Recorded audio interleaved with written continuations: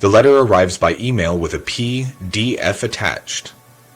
Decision notice. You open it, scroll once, and feel the drop in your stomach. Rejected. Below it is a link to the appeal form. You fill it in, don't change much, and submit it as is. The action is clear. You submitted the appeal form without altering it. At the time, it feels like progress. You're responding, staying within the deadline, keeping things moving. The form looks standard. Boxes, short answers, a space to upload documents. You don't want to overdo it. You assume the appeal is about the decision itself, not the wording you use to challenge it. So you stick to the basics and click Submit. The first narrowing happens quietly. A confirmation email arrives. Reference number. Processing time. No questions, no follow-up. The system now treats your appeal as complete even though it feels provisional to you. You expect there will be a chance to add context later. Clarify points. Explain what was missed. That chance never comes. Weeks later, you receive an update. The tone is careful, formal. It explains what was reviewed.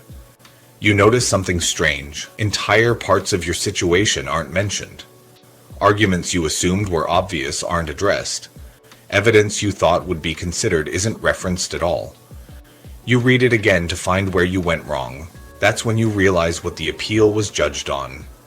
Not the original decision, not the wider situation, just the form you submitted, the questions you answered, the boxes you left blank, the wording you copied across without changing because it felt safer not to improvise. The appeal wasn't an open door, it was a narrow channel. A second moment tightens it further. You try to raise something new, a detail you didn't include. You're told it can't be considered now, not because it isn't relevant, but because it wasn't part of the appeal as submitted. The scope was set the moment the form went in. Nothing about that was announced. There's another version of this that happens with benefits, school placements, licensing, even workplace decisions. The appeal form looks the same across cases. The language is neutral. The instructions sound accommodating, but the moment it's filed, the process locks to what's written there. Anything outside it is treated as out of bounds, no matter how reasonable it sounds afterward. What makes this hard to accept is how cooperative the process feels at the start.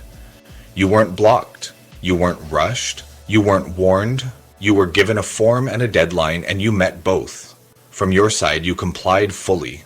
From the system's side, you defined the limits. The mechanism underneath isn't punishment, it's containment. Appeals aren't reopened discussions. They're reviews constrained by what was formally raised. Once the form is accepted, the record stops expanding and starts being evaluated. By the time you understand that, the frame is fixed. You tell yourself you should have added more, explained better, pushed harder, but the response doesn't engage with hindsight. It only reflects what was allowed to stand at the time of submission. The ending flips the meaning of that first click.